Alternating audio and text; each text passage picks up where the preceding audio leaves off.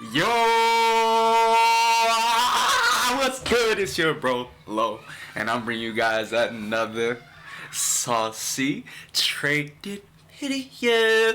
Anyways, let's go ahead and get right into it. So I'm gonna just show you guys exactly where we at for the week. I'm gonna show you, bro. I thought I was signed in. What the fuck? I swear I was signed in. I don't feel like signing back in. I gotta go log into Apex. Anyways, I'll just fucking edit it in. It's gonna be right over there. Right? I'm gonna just pull it out right there. Right? You guys can see it right there. We're up, I think it was $116 on the funding account. So basically, hey, we back at break even, baby.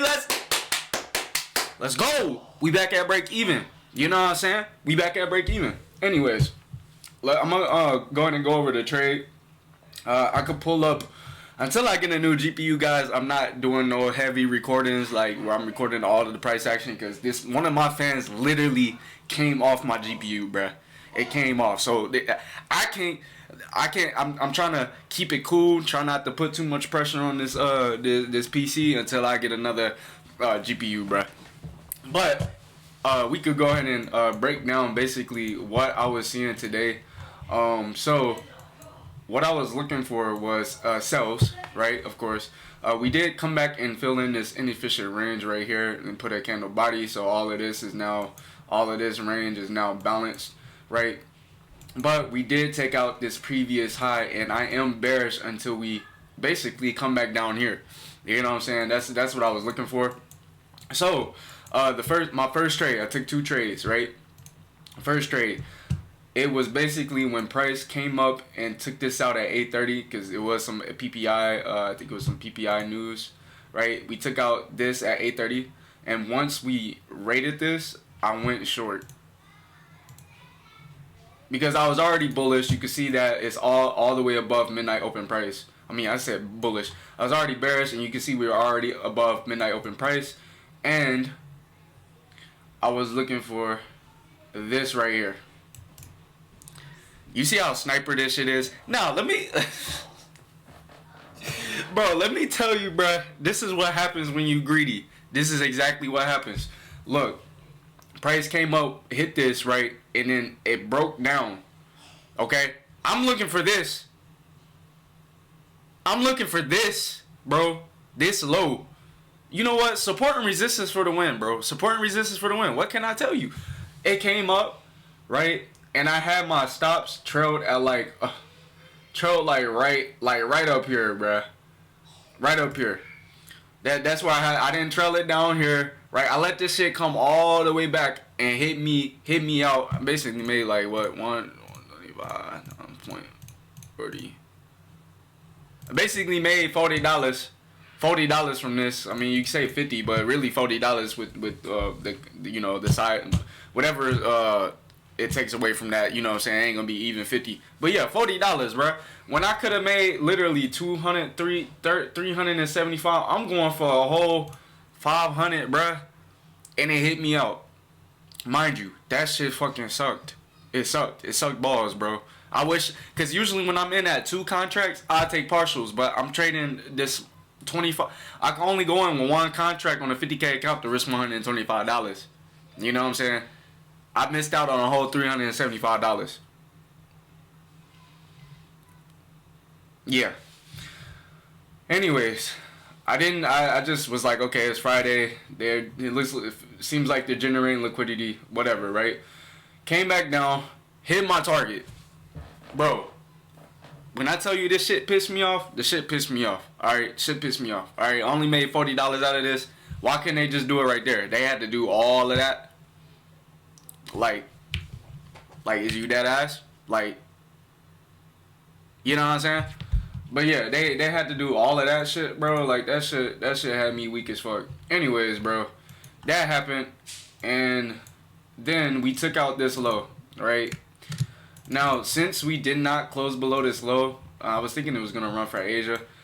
It had a change in the state of delivery right here and created more buy side liquidity. All right. So I wasn't bullish yet,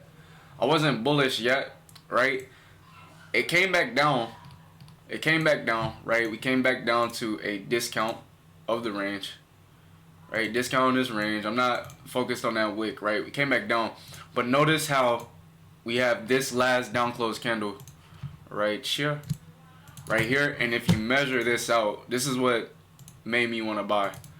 You can notice how we did not close below 50% of that bullish order block, right? So after this candle had got formed right here, this is like the lowest down close candle of this move. Well, actually this move. So after this candle had got traded above here, right here, and that candle closed, I was interested in getting long, and you could see that it was a volume imbalance right here that price did react to, and I did get a short clip of that. Here, I could go ahead and pull up that clip real quick.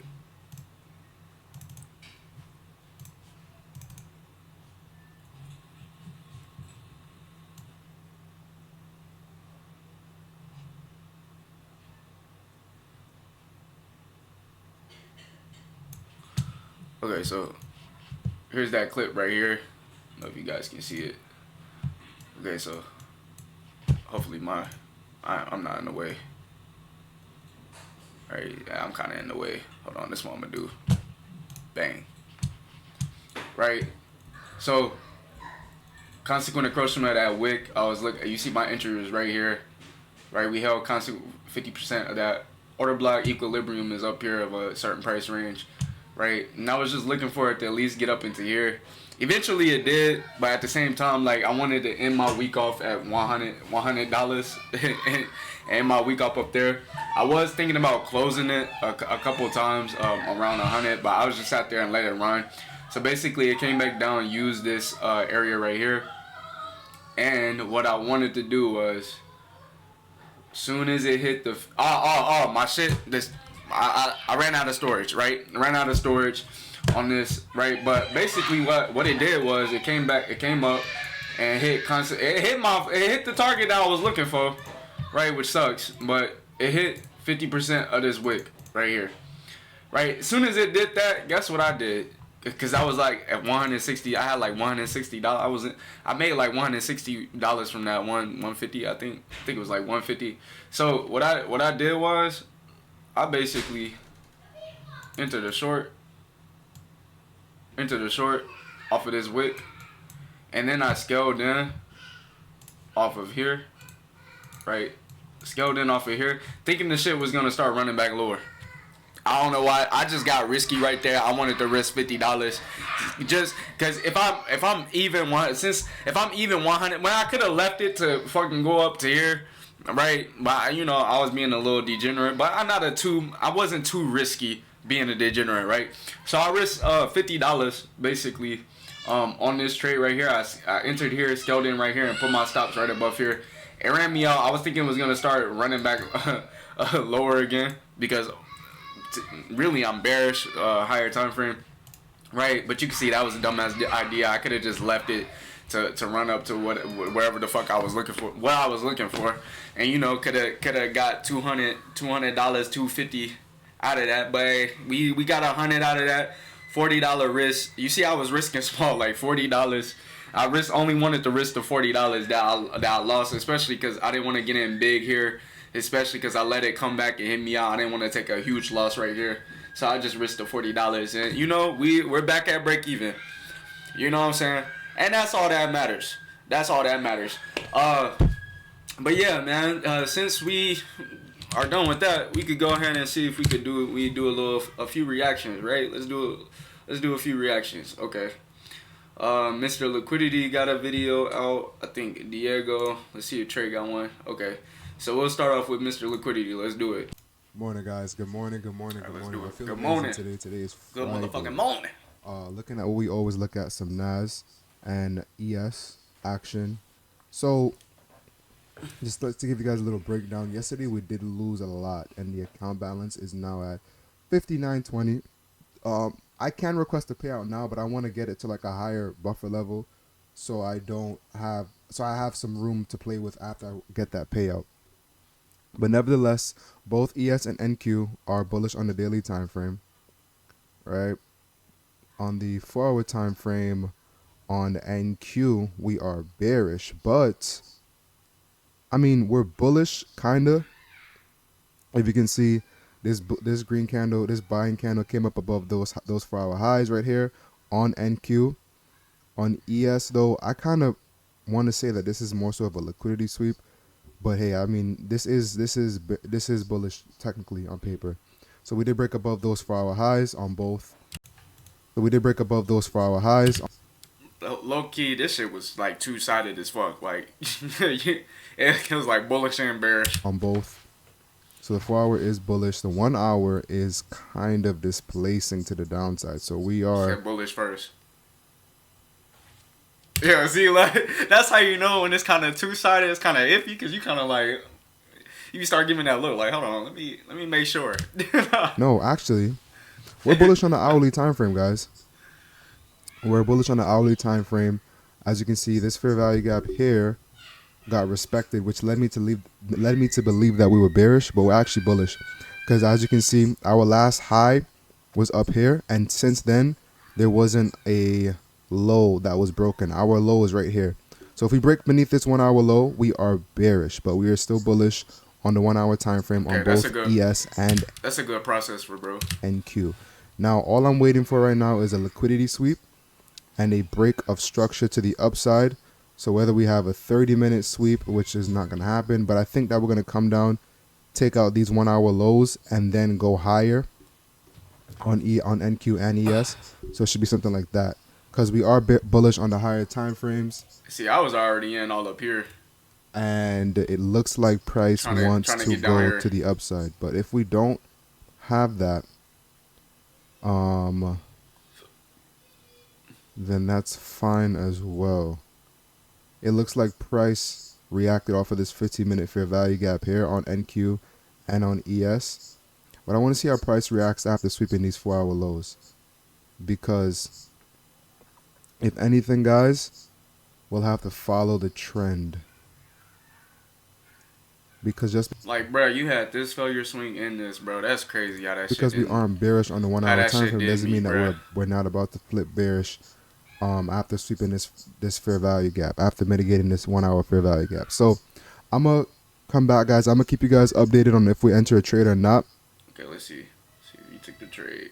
Pairs on the 1-minute time frame are creating fair value gaps to the upside. Now I was supposed to enter down here, but I seen that price came and closed beneath the fair value gap on NQ and ES2 as well, and that's a no-go for me, guys. Like, I don't like to see displacement happen and fair value gaps get disrespected, because that's like a sign for me to close the trade. But if we can get another retracement, that'll be absolutely perfect. So right now I'm just marking out fair value gaps that we could potentially take, and from there, yeah, we just hold on to dear life. But I'll update you guys in the next one. See you in 2 seconds. All right, guys, we're in a trade now. I only put 2 micros on for today, but essentially what ended up happening was right now it's 10:10 a.m. Eastern time. We swept 15-minute liquidity on both pairs, ES and NQ, came down, mitigated this 15-minute fair value gap. I missed this on ES after we tapped into this 15-minute fair value gap. I missed the upside, tapped into this 80-bitty 1-minute fair value gap here. We tapped into this 15-minute fair value gap. I missed this, literally just missed this entry down here. Right, we broke structure to the upside, tapped into this 80-bitty 1-minute fair value gap, and literally displaced higher. We respected this 1-minute fair value gap right here. So I'm in longs right now. And yeah, we should potentially at least go to these 1-hour highs right here. And that was a good draw. I want to see what price does when it approaches that level. I have my stop loss beneath the fair value gap just a little bit, and price does when it approaches. Well, here that looks. I mean, here it could not get up into there because this isn't a failure swing. This actually, I could. Yeah, it could. Which is that level. I have my stop loss beneath the fair value gap just a little bit, and we'll see what price wants to do. It's currently 10:11 a.m. risking less than we normally do, and I want to see what it does. So hopefully we can get there. Am I about to get liquidated? That shit pushed down hard as hell. We're down right now. Really would suck if we lose this trade because this was a really good setup. I'm not gonna lie. This shit giving me anxiety. Damn, that shit gave me anxiety as fuck. Like, god damn. Oh, literally three back-to-back losing streak days, guys. Right now the account is $500. I don't know, man. I don't know. I really don't understand what the fuck is going on with today, like, or this entire week. This entire week was just so bad for me, bro. Literally so bad for me. And we're down 340. Bruh, same. In terms of like trade management, my shit it wasn't the best, bro. Like, I missed out on so much money being retarded. $7. Not taking my shit. Yeah, guys, I do not know. Like, I literally had the perfect analysis, and as soon as I entered, we get stopped out. But yeah, it happens. It happens. It is what it is, I guess. And yeah, we lost again, so that's pretty cool. That shit is not cool at all. That shit ain't cool at all. You know what I'm saying? But it's alright though. You know what I'm saying? We all take losses. Losses is part of the game. You know what I'm saying? It do hurt. It do hurt the ego a little bit. Kind of like, you know what I'm saying? Kind of hurt the body a little bit. But you know what I'm saying? Why was I just rubbing on my titty and rubbing on the Sharingan and the Renegon like that? But yeah, nah, it be like that, cuz. This week we're down about 1,500 on the funded account. 1,500 on the funded account. And the second account is down 1K. I'm not even going to take another you ain't even touched that one. Trades again today, guys. I have no idea why the markets is chopping up like this, but I'll be back Monday, man. Like, this is actually, like, it's starting to get to my head now. Like, it's starting to I know, bro. I already get it, bro. I get it. I understand, bro. Piss me off. Not get to my head. Nah, it should be like, you getting stopped out this quick. Yeah, that shit will piss me the fuck off too. You know what I'm saying? I know every trader goes through certain stuff, but this is actually, it's like the markets is playing with me right now. Because how do you sweep the liquidity level displaced on the higher time frame, right? Mind you, we're bullish on the 1 hour. We haven't broken structure to the downside yet. We're bullish on the 1 hour, bullish on the 4 hour, and you're telling me that we get a nice 1 minute fair value gap and then we displace beneath it like this. Now we broke to the downside on the 1 minute time frame. Like, what liquidity did we sweep to get this fat ass candle? What liquidity was there? But anyway, guys, we'll be back Monday. Whatever happens. I ain't even got nothing to say because I was a part of this goofy ass price action too. You know. And I missed out. Not a lot of profit. And I will see you guys. Alright. Good shit, bro. Alright, let's go on to the next one. Mr. Diego. Where the fuck is he at? Oh, right here. Wait, did he post? He didn't even post today. So I guess that's it. We reacted to one dude. Yeah, so I guess that's it. We only reacted to Mr. Liquidity, but yeah, man, don't be too hard on yourself, bro. You know what I'm saying? Like, you know, we all do make mistakes and get hurt and get hit, and you know, we start having self-doubt and shit. But you just gotta stick to the plan, bro, and don't get too deep in your head about the shit, you know. But yeah, hope you guys enjoyed that video. If you did, go ahead and smash that like button. You know what I'm saying? And then if you're new to the channel, go ahead and sub to the motherfucking channel. You know what I'm saying? And I'll see you guys in the next one. Peace. I'm out.